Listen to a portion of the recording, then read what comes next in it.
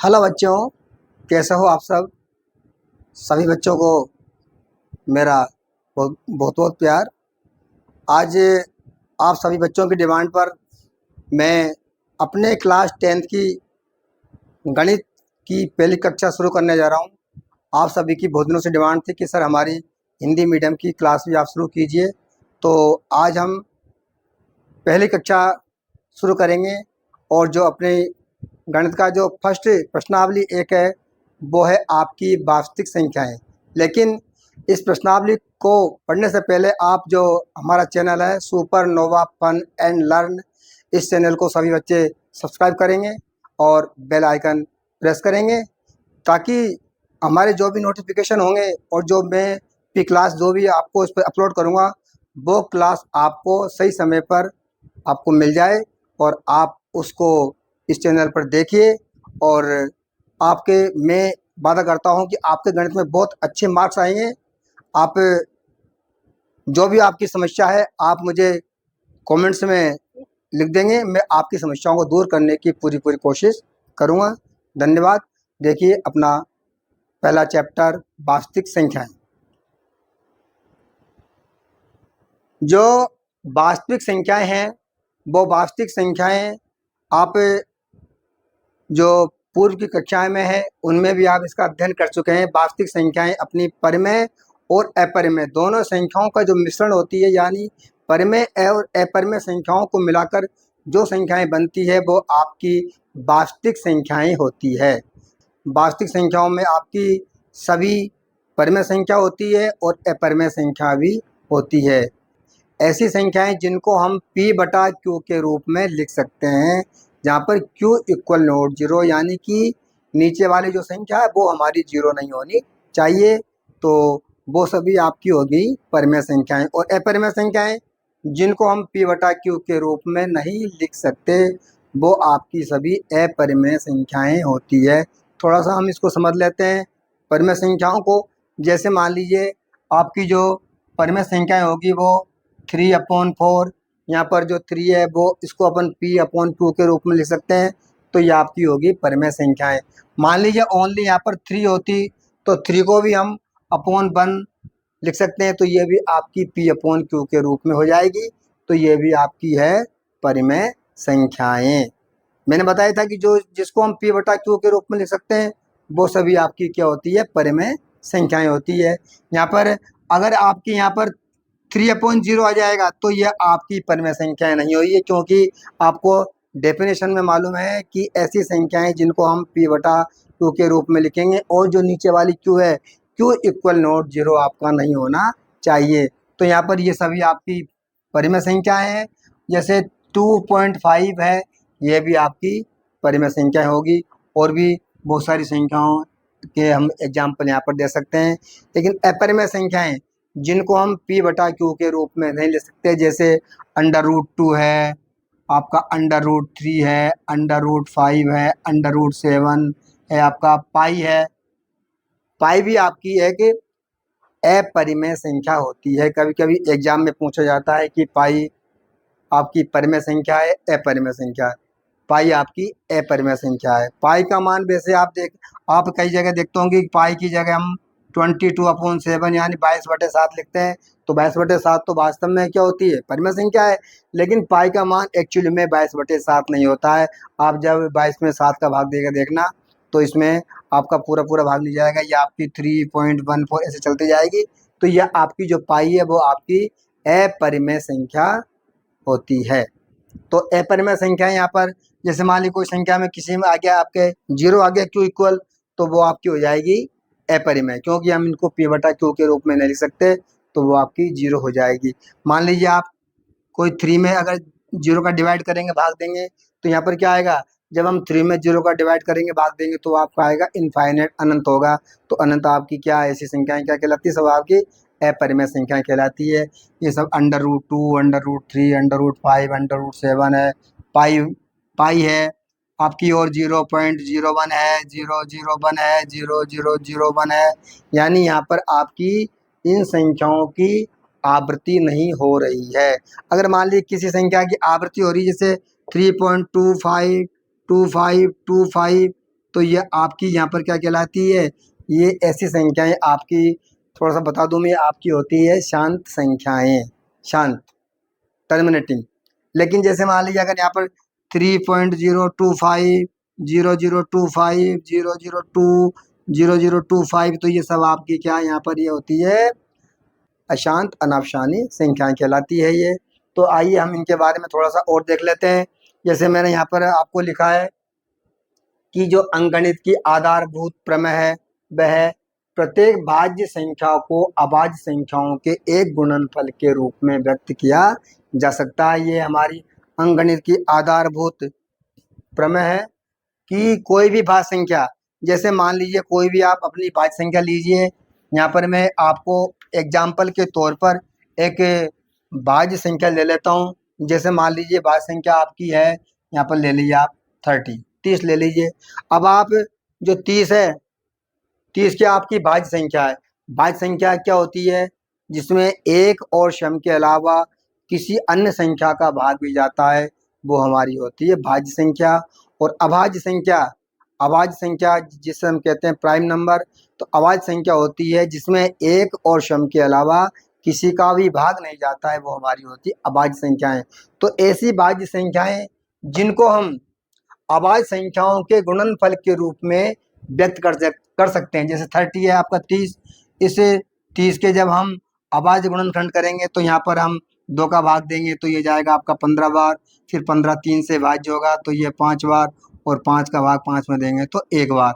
तो यानी कि जो 30 के अभाज्य गुणनखंड आए आपके 2 गुणा 3 गुणा 5, तो ये क्या कहलाती है आपकी, ये कहलाएगी आपकी अंकगणित की आधारभूत प्रमेय।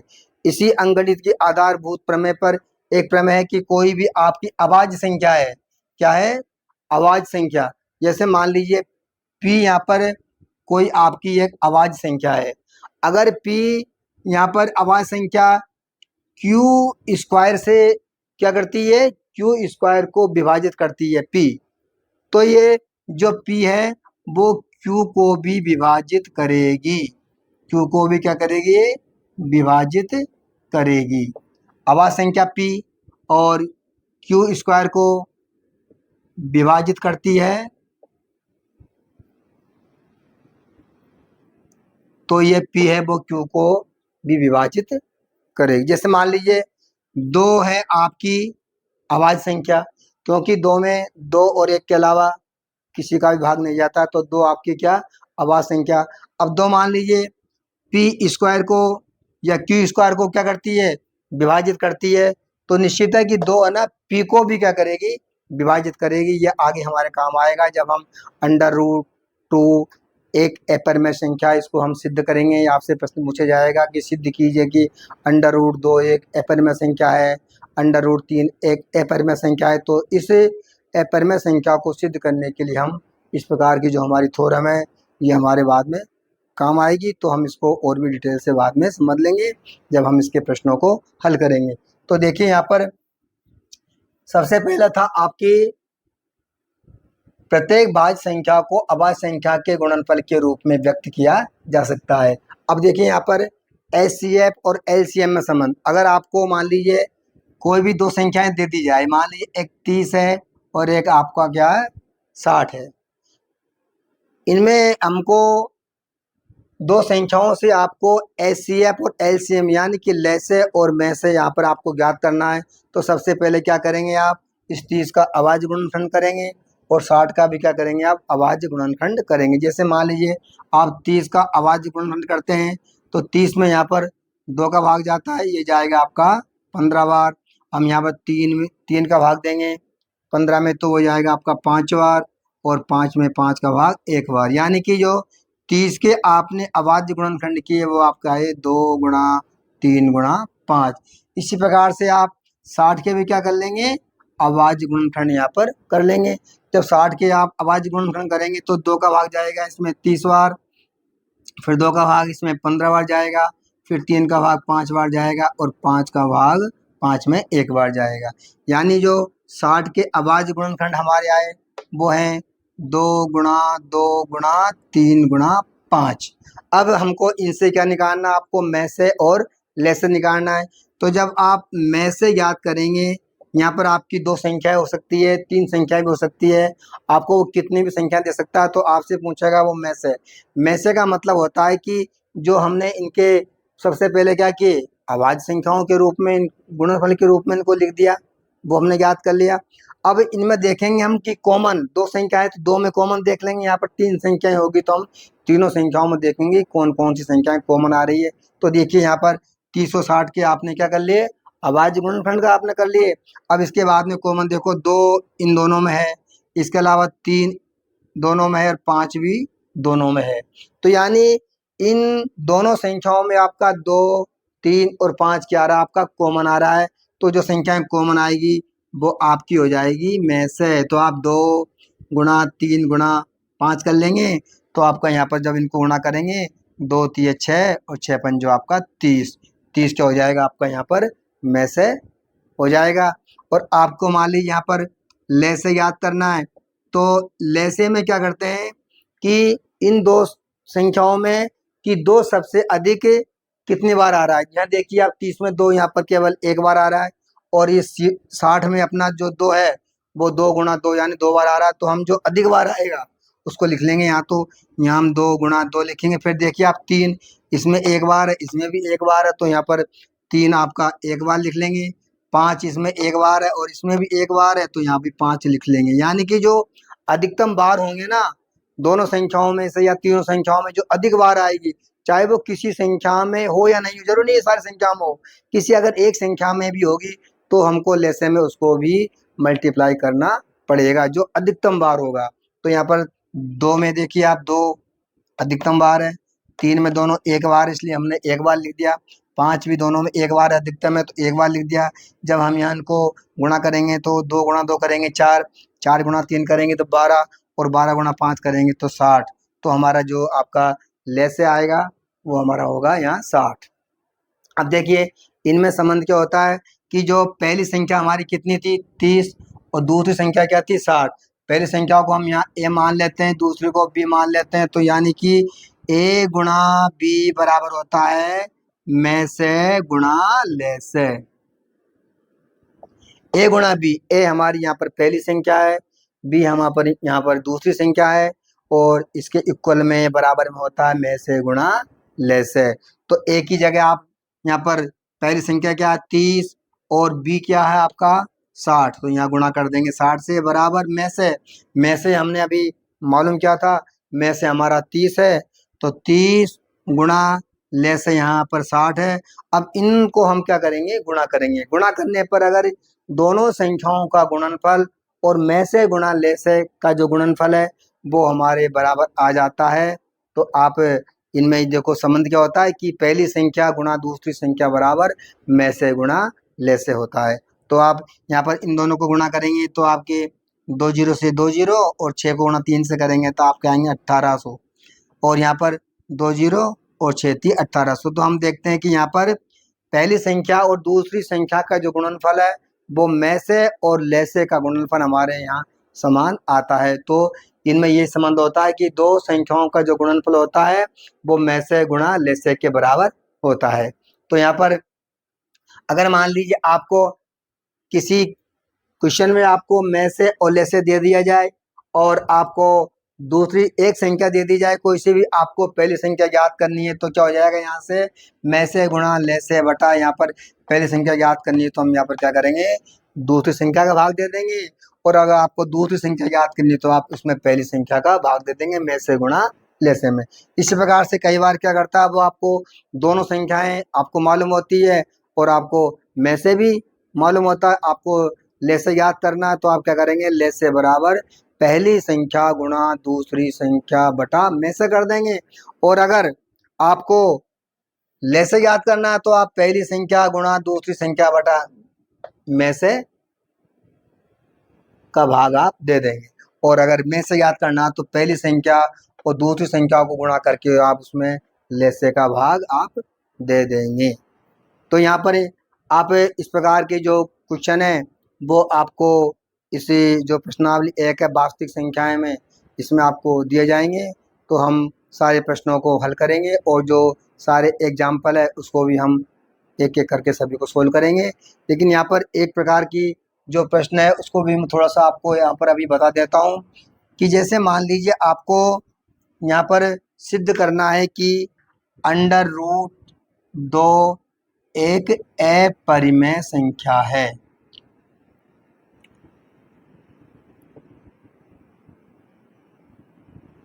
ये आपको सिद्ध करना है कि अंडर रूट 2 एक अपरिमेय संख्या है। तो जब इस प्रकार के प्रश्न हमारे यहाँ आएंगे कि सिद्ध करो कि अंडर रूट 2 एक अपरिमेय संख्या है, इस प्रकार का प्रश्न आपकी बोर्ड एग्जाम में पूछ लिया जाता है। तो ऐसा प्रश्न को हल करने के लिए आपको क्या करना पड़ेगा, पहले इसका उल्टा यानी अपोजिट आपको मानना पड़ेगा कि अंडर रूट 2 एक परिमेय संख्या है। और हम अगर ये सिद्ध कर देंगे कि अंडर रूट 2 एक परिमेय संख्या नहीं है तो इसका मतलब क्या हो गया कि वो एक अपरिमेय संख्या है। तो इसके लिए आपको क्या करना पड़ेगा, जब आप हल करेंगे तो यहाँ पर आप मान लेंगे, माना अंडर रूट 2 एक परिमेय संख्या है।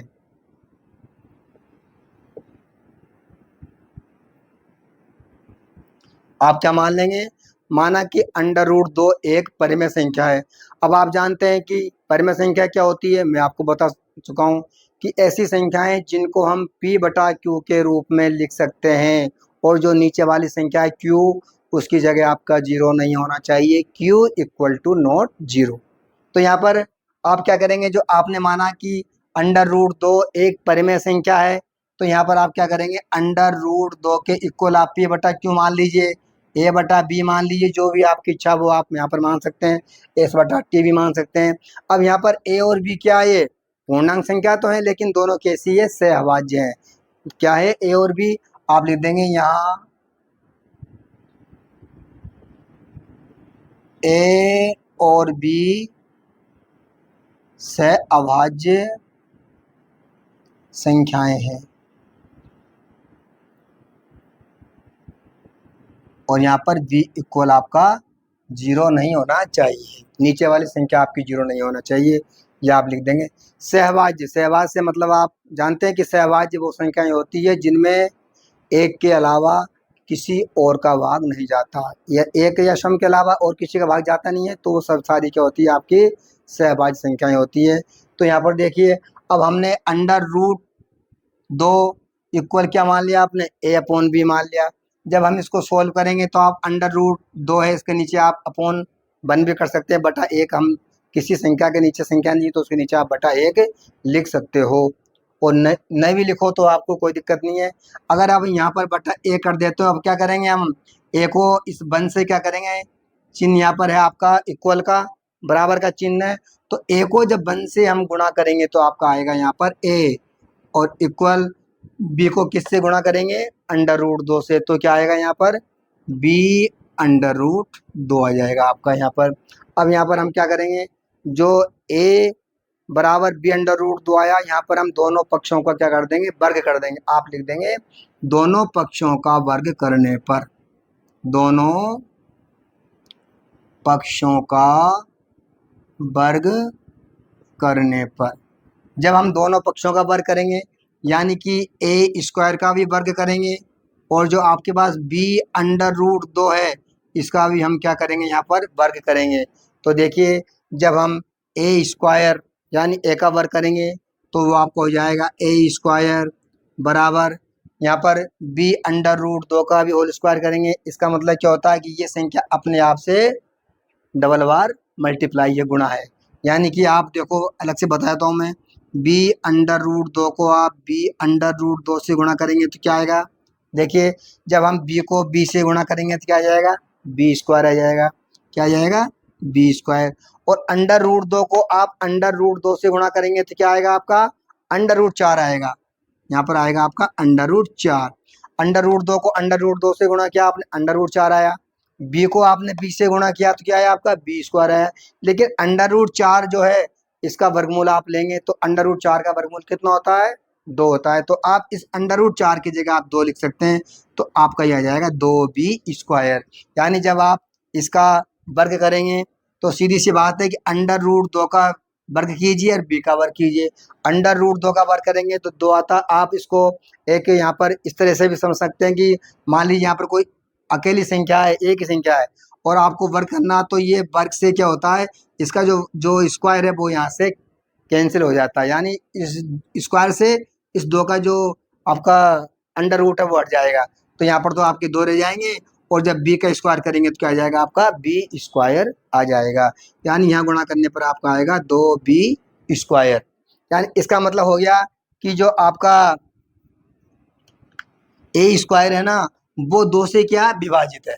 आप लिख देंगे, थ्योरम मैंने बताई थी आपको कि कोई भी जो अभाज्य संख्या होती है, किसी अभाज्य संख्या, 2 यहाँ अभाज्य संख्या है, किसी संख्या का वर्ग अगर किसी अभाज्य संख्या से क्या है, विभाजित है उसका वर्ग, तो वह संख्या भी उस अभाज्य संख्या से क्या होगी, विभाजित होगी। मान लीजिए ये ए स्क्वायर, यहाँ पर क्या है, ए स्क्वायर को अपन खाली लिख देंगे, इसके नीचे आ जाएगा तो आप लिख देंगे ए स्क्वायर 2 से विभाजित है, अतः ए भी 2 से विभाजित होगा।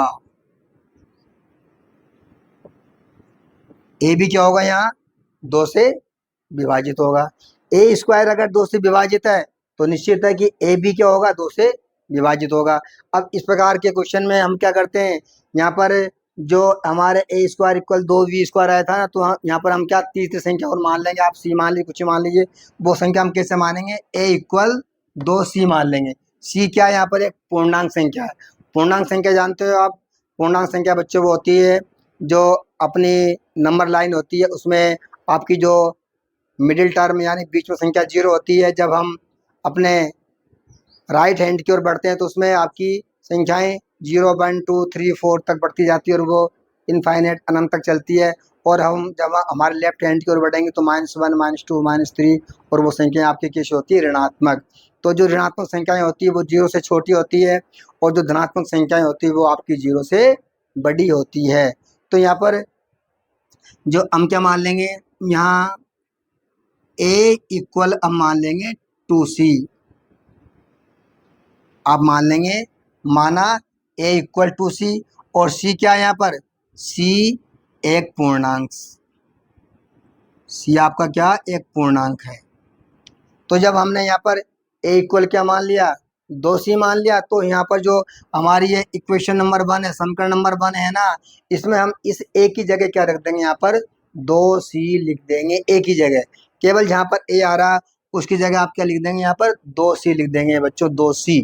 तो ए की जगह आप लिख दी यहाँ 2c का whole square equal 2b square. अब देखिए यहाँ पर भी क्या स्क्वायर है, तो जब 2 का स्क्वायर करेंगे यानी 2 गुणा 2 कितना आएगा, आपका 4 आ जाएगा। और जब c का स्क्वायर करेंगे तो यहाँ c स्क्वायर आ जाएगा, बराबर यहाँ हो जाएगा आपका 2b स्क्वायर। अब चिन्ह बराबर का है तो 2 से आपके ये 4 कट सकते हैं, तो ये आपके 2 से 2 एकम 2 एक बार कट जाएगा और 4 कट जाएंगे आपके 2 बार। तो यहाँ आएगा आपका 2c स्क्वायर बराबर बी स्क्वायर। इसका मतलब हो गया कि जो बी स्क्वायर है वो आपका किससे विभाजित है, 2 से। तो जो बी होगा वो भी 2 से विभाजित होगा। यहाँ समीकरण नंबर आप 2 दे सकते हैं। और जैसे आपने यहाँ पर लिखा था कि ए स्क्वायर 2 से विभाजित है, तो ये जो ए है वो भी 2 से विभाजित होगा। और इसी प्रकार से यहाँ पर बी स्क्वायर 2 से विभाजित है, तो आप लिख देंगे बी स्क्वायर 2 से विभाजित है, अतः बी भी 2 से विभाजित होगा।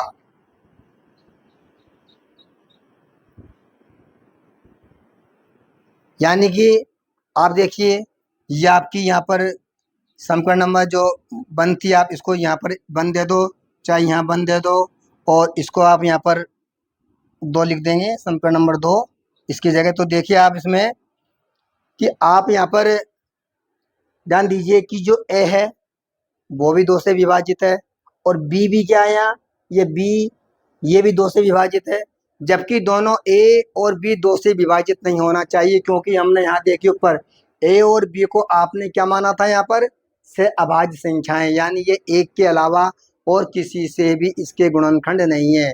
केवल ए और बी में केवल एक गुणनखंड हो सकता है, केवल एक होना चाहिए, एक का भाग जाना चाहिए। लेकिन हम यहाँ देखते हैं कि इसके इन ए और बी के यहाँ पर दो भी गुणनखंड हैं, क्योंकि ए और बी दोनों संख्याएं दो से भी विभाजित है। तो हम यहाँ लिख देंगे। ऐसा क्यों हुआ हमारा? ये हमारा इसलिए हुआ कि हमने यहाँ पर जो यहाँ को प्रूव क्या करना था यहाँ पर कि अंडर रूट दो एक अपरिमेय संख्या है, जबकि हमने यहाँ पर क्या माना? अंडर रूट दो एक परिमेय संख्या है। इसी अपोजिट उल्टा मानने के कारण, यानी इस विरोधाभास के कारण ही हमें ये मालूम होता है कि यहाँ पर अंडर रूट टू है वो एक अपरिमेय संख्या है। जो हमारी विरोधाभास त्रुटिपूर्ण कल्पना थी, इसी त्रुटिपूर्ण कल्पना के कारण ही हम यह देखते हैं कि अंडर रूट दो आपकी क्या होगी? अपरिमेय संख्या होगी, क्योंकि यहाँ पर ये ए और बी दोनों दो से विभाजित नहीं होने चाहिए। लेकिन आपने यहाँ पर इनको सिद्ध करके ये दिखा दिया कि ए और बी दो से विभाजित हैं, और अगर विभाजित हैं तो वो आपकी परिमेय संख्या नहीं होगी। जब वो परिमेय संख्या नहीं होगी तो क्या होगी? वो अपरिमेय संख्या होगी। तो आप लिख देंगे नीचे कि इसलिए अंडर रूट दो एक अपरिमेय संख्या है। यहाँ पर मैंने थोड़ा सा आपको बेसिक बताया। जब हम आगे के चैप्टर में आपकी जब इस तरह के सवाल आएंगे तो हम उनको विस्तार से और अध्ययन करेंगे, तो आपके और भी अच्छी तरह सारे सवाल आपके समझ में आ जाएंगे। तो यहाँ पर आप एक बार में दोबारा से आपको इनको मैं बता देता हूँ कि जो अंकगणित की आधारभूत प्रमेय है कि प्रत्येक भाज्य संख्याओं को अभाज्य संख्याओं के गुणनफल के रूप में हम व्यक्त कर सकते हैं। कोई भी भाज्य संख्या कोई सी ले लीजिए आप, उसके आप अभाज्य गुणनखंड कर सकते हैं। और एचसीएफ और एलसीएम संबंध होता है कि दो संख्याओं का गुणनफल वो में से और लेसे के बराबर होता है। वास्तविक संख्याएं जो होती है वो परिमेय और अपरिमेय संख्याओं से मिलकर के बनती है। परिमेय संख्या वो होती है जिनको हम पी बटा क्यू के रूप में लिख सकते हैं, जहाँ पर क्यू इक्वल आपका जीरो नहीं होना चाहिए। ये आपके उदाहरण है 3/4, 5, 3.5 और भी आप कई उदाहरण यहाँ पर दे सकते हैं। और जो अपरिमेय संख्या है जिनको हम पी बटा क्यू के रूप में नहीं लिख सकते, वो हमारी अपरिमेय संख्या होती है। जैसे अंडर रूट टू है, अंडर रूट थ्री है, अंडर रूट फाइव है, अंडर रूट सेवन है, अंडर रूट 11 है, और भी कई संख्याएं पाई है, और ये 0.01, 001, 002 इस प्रकार से आपका ये इसके एग्जाम्पल भी दे सकते हैं। तो बच्चों, आज हम इस क्लास में केवल मैंने आपको थोड़ा सा बेसिक इंट्रोडक्शन बताया था। अब हम जो अपनी क्लास है 1.1 हम कल शुरू करेंगे। आप सभी बच्चे, सभी जो आप स्टूडेंट्स हैं, आप अपने जो सहपाठी हैं उनको भी आप बता सकते हैं, और सभी इस चैनल को सब्सक्राइब करना और बेल आइकन प्रेस करना। सभी बच्चों को धन्यवाद। मिलते हैं अपनी कल नेक्स्ट क्लास में। Thanks for watching this video. Please like, share and subscribe and press the bell icon. Thank you.